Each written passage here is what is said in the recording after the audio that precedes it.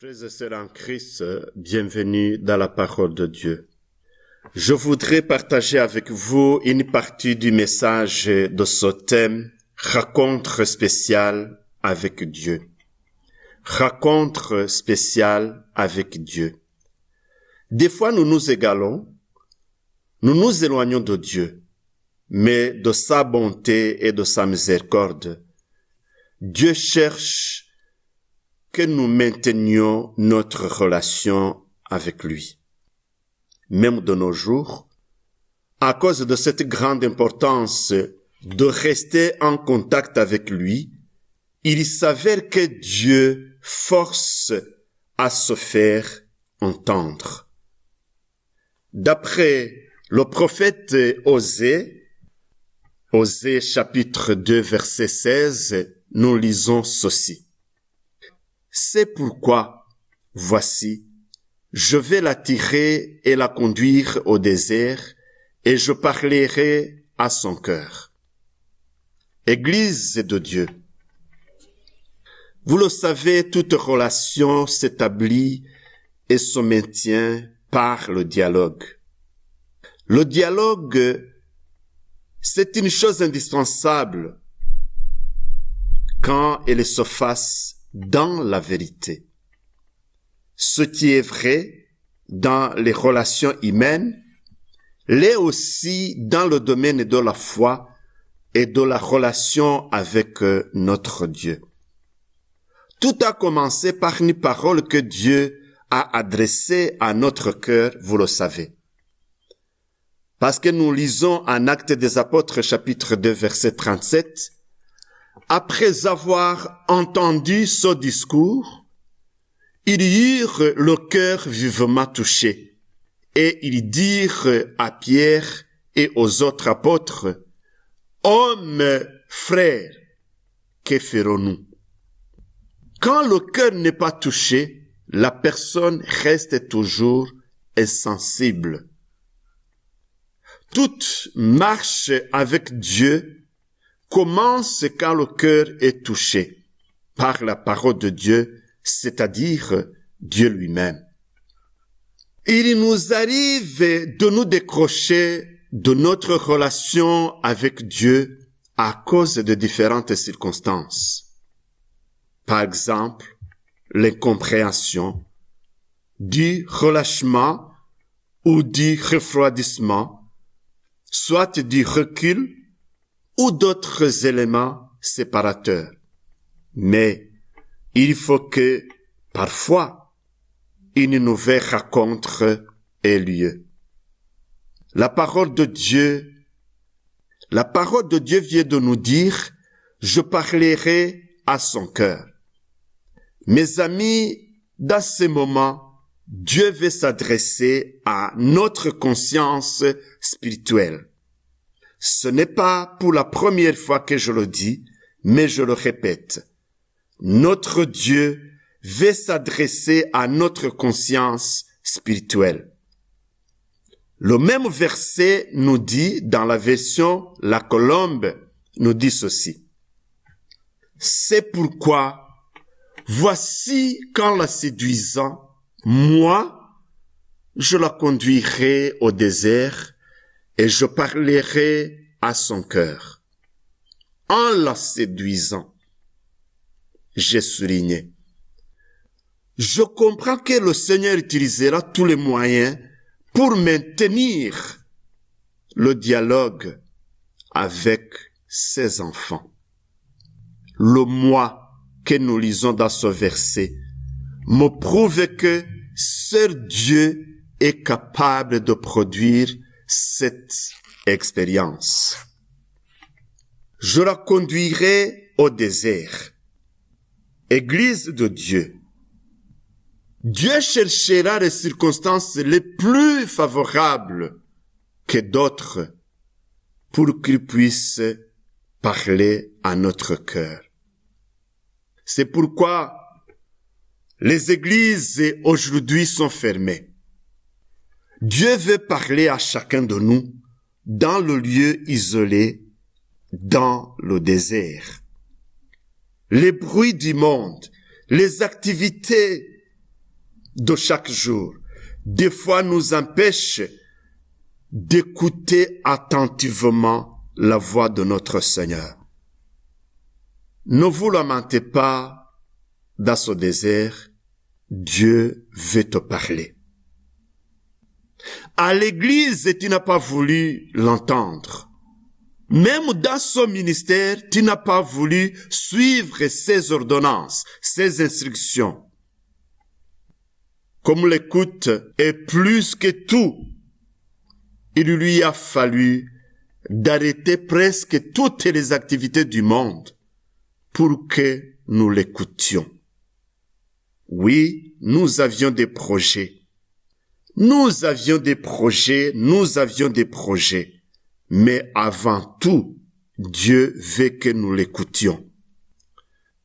Le désert évoque des circonstances propices au dessein de Dieu pour que Dieu nous parle.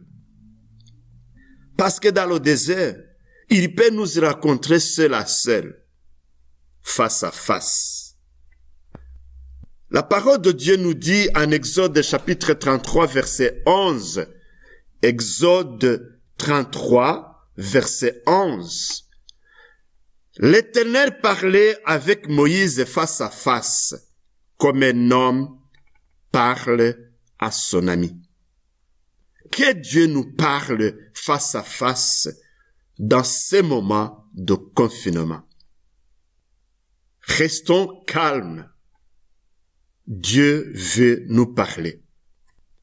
Ce verset commence par une déclaration qui dit « c'est pourquoi ». Cela nous montre que Dieu ne le fait pas pour des plaisanteries, mais il y a une raison et une nécessité.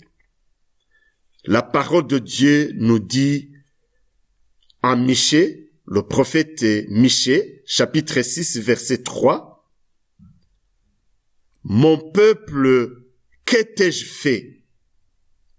En quoi t'ai-je fatigué? Réponds-moi, car je t'ai fait monter du pays d'Égypte.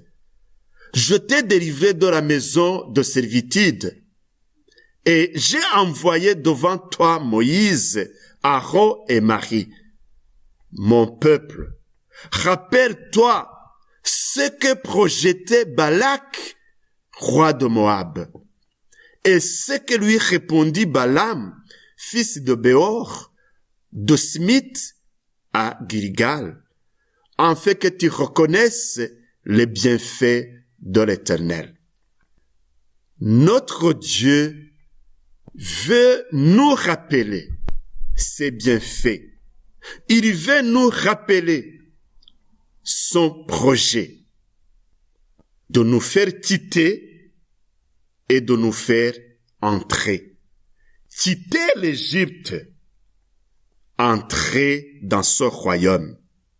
Quitter le monde, entrer au ciel. C'est ça le projet de Dieu. Dieu insiste. Il veut que nous reconnaissions ses bienfaits et son projet. Mais, comme Israël, de nos jours, nous avons oublié l'amour de notre Dieu. Nous avons oublié les innombrables œuvres qu'il a accomplies pour nous. Que Dieu me pardonne. Que Dieu te pardonne. Israël a oublié ce que Dieu est. Et beaucoup de chrétiens aujourd'hui, beaucoup de personnes qui se nomment chrétiens, ne reconnaissent pas qui est Dieu réellement. On chante Dieu, mais on ne sait pas qui il est. Le prophète Osée, chapitre 2, verset 21, il nous parle comme suit. « Je te fiancerai à moi pour toujours. Je te fiancerai à moi avec justice et droit, loyauté et compassion. Je te fiancerai à moi pour toujours. Je te fiancerai à moi avec justice et droit, loyauté et compassion. Je te fiancerai à moi avec fidélité et tu reconnaîtras l'Éternel. Que Dieu nous aide. Tous ces attributs divins que je viens de citer, qui font du Seigneur l'époux parfait de l'Église, se trouvent aussi en Jésus-Christ dans le Nouveau Testament. Si vous lirez Éphésiens chapitre 5, versets 25 à 23. Église de Dieu, Dieu a un projet et personne ne peut le contrecarrer. Dans son libertinage et dans son adultère, l'Israël n'a pas pu trouver le bonheur. Et nous de même. Voici ce que dit Osée chapitre 2 verset 7. Elle poursuivra ses amants et ne les atteindra pas. Elle les cherchera et ne les trouvera pas. Puis elle dira, eh bien, je vais retourner vers mon premier mari, car alors j'étais plus heureuse que maintenant. Mes amis, tout ce que vous voudrez poursuivre en abandonnant le Seigneur, vous n'y arriverez pas. Vous les poursuivez en vain. La parole de Dieu vient nous dire, cette femme poursuivra ses amants, mais elle ne les atteindra pas. Elle va chercher et chercher ses amants, mais elle ne retrouvera pas. Mais elle dira, je vais retourner vers mon mari, premier mari, dit la parole, car alors j'étais plus heureuse que maintenant. Frères et sœurs en Christ, je ne sais pas si vous êtes maintenant, actuellement, dans la joie complète, comme si vous l'aviez autrefois quand vous étiez dans la présence de Dieu. Plus vous abandonnez Dieu, plus vous vous éloignez de Dieu, plus vous abandonnez le bonheur et la joie de notre Seigneur. Et vous vous mettez dans le feu. Je voudrais encore vous dire ceci. Si vous n'êtes pas encore déçus, vous allez vous égaler davantage. Mais si vous avez une accumulation de déceptions, retournez auprès de Dieu, lui qui a des consolations et des réponses à vos questions. Parce que la Bible nous dit, toujours dans le même livre, Osée chapitre 2 verset 8, c'est pourquoi, voici, je ferme ton chemin avec des buissons. Je le barre d'une barrière. Elle ne trouvera plus ses sentiers. Je ferai cesser toute sa joie, ses fêtes, ses nouvelles lunes, ses sabbats et toutes ses solennités. Je ravagerai ses vignes et ses figuiers dont elle disait, c'est le salaire que me donnaient mes amants. Je les réduirai en une forêt et les bêtes des champs les dévoreront. J'interviendrai contre elles à cause des jours où elle a censé les Baals, où elle se parlait de ses anneaux, de ses colliers. Elle suivait ses amants, et moi, elle m'a oublié. Vous allez approfondir la lecture, mes frères et sœurs. Même si vous pensiez tromper Dieu dans vos infidélités, que ce soit dans le ministère et dans la vie quotidienne, sans disant, moi je suis chrétien. Dieu reste fidèle il est prêt à vous pardonner. Il reste fidèle, il est prêt à vous pardonner.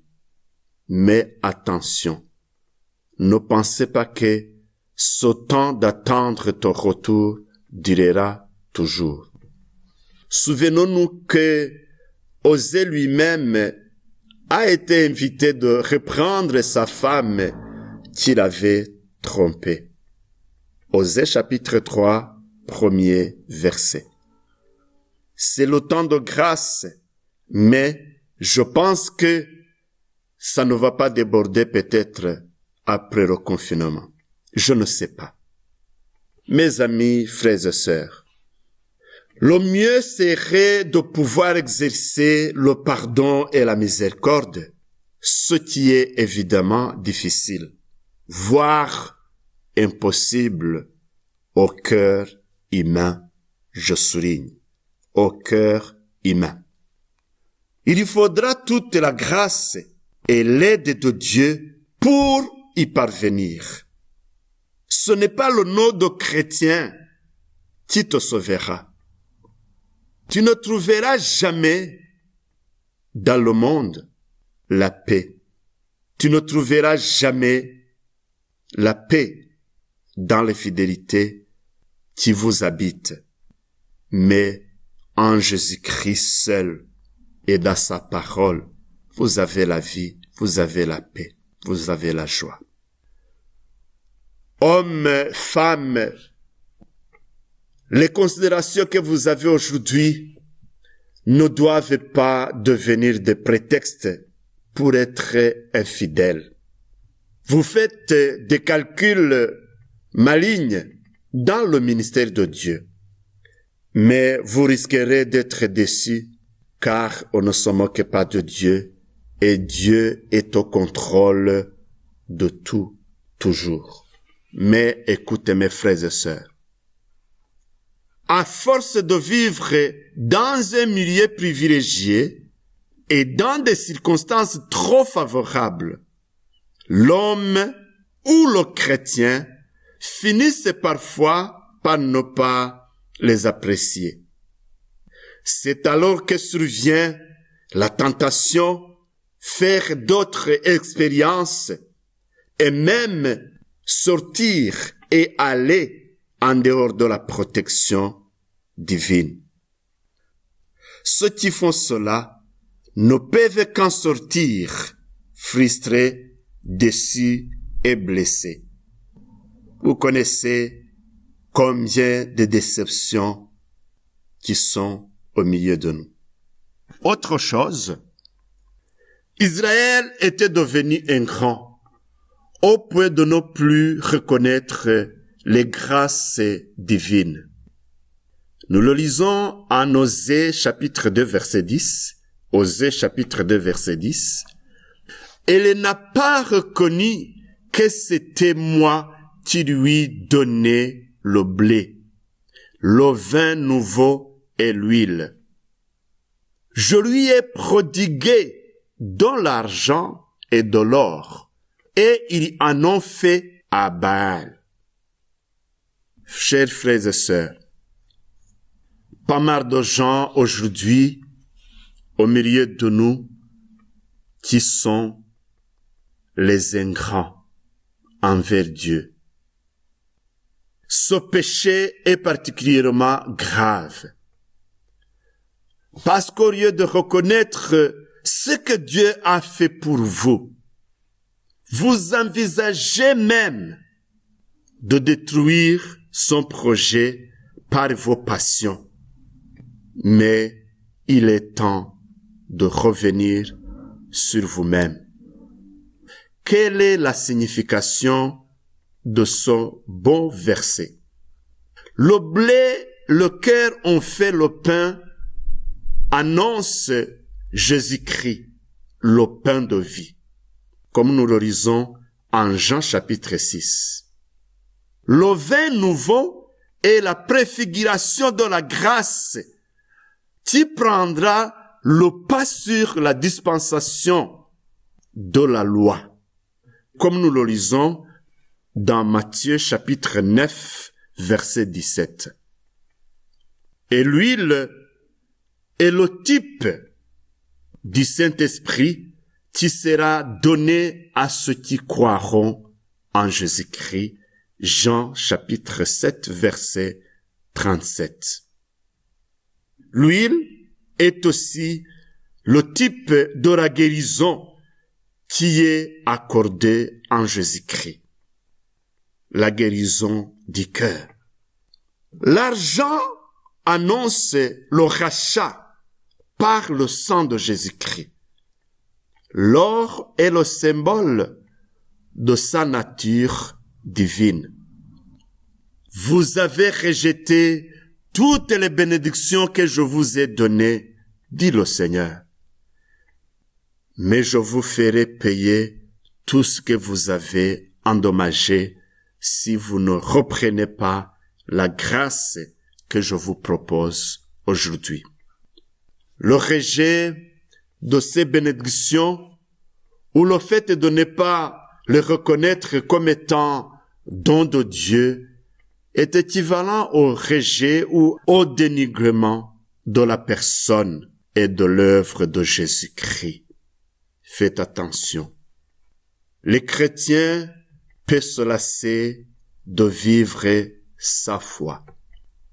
Il peut lui arriver d'oublier ce que Dieu a fait pour lui, mais les conséquences sont aussi toujours grandes. Voici les dangers qui nous guettent. Vous les chrétiens, à qui la vie chrétienne est rabaissée par les loisirs de ce monde, vous êtes au bord de la perdition. Vous les chrétiens qui cherchez dans l'église du divertissement et non l'édification, vous allez voir combien Dieu est Dieu. Dieu ne joue pas avec les hommes.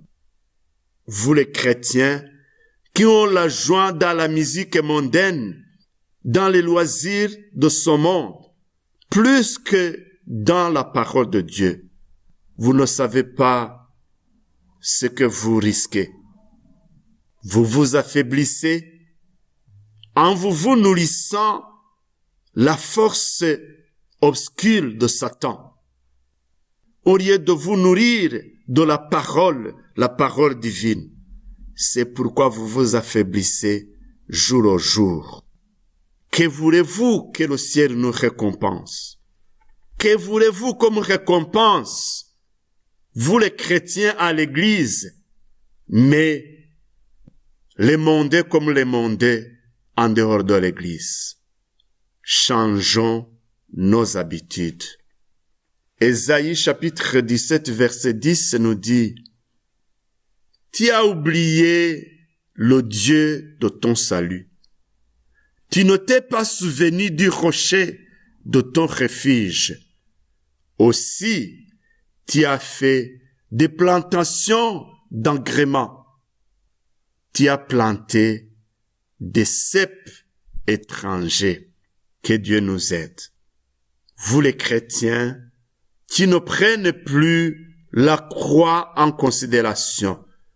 La parole de Dieu nous dit en Deutéronome chapitre 32 verset 18, tu as abandonné le rocher qui t'a fait naître et tu as oublié le Dieu qui t'a engendré. Vous les chrétiens qui ont abandonné le premier amour, la parole de Dieu nous dit, Apocalypse chapitre 2 verset 4, ce que j'ai contre toi, c'est que tu as abandonné ton premier amour. Église de Dieu, merci de recevoir la parole de Dieu. Dieu nous a accordé ce moment de confinement pour qu'il nous parle. C'est une rencontre spéciale avec Dieu. Faisons une introspection de nos vies chrétiennes. Que Dieu nous aide. Église de Dieu, que la paix de Dieu qui surpasse toute intelligence garde ton cœur et tes pensées en Jésus-Christ. Amen.